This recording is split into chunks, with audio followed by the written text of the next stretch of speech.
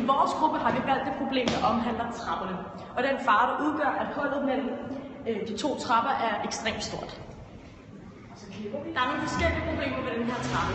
For det første så er gelænderet ekstremt lavt, som man kan se her, det går kun til lidt under hoftehøjde, det vil sige, at det vil faktisk være nemt lige at tippe over.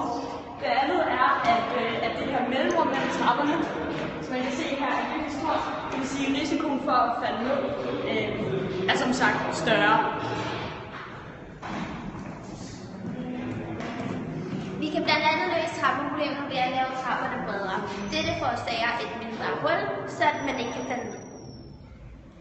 For her på trapperne så er gelænderet ret lavt. Det giver os godt se. Derfor skal det bare være noget, at man kan falde ud over det. Vi har så en løsning med, at vi kan gøre gelænderet højere, så det vil være svært at falde ud over. Yes. Vores tredje og sidste løsning på det her trappeproblem, det er at lave en elevator, der kun er til et liv.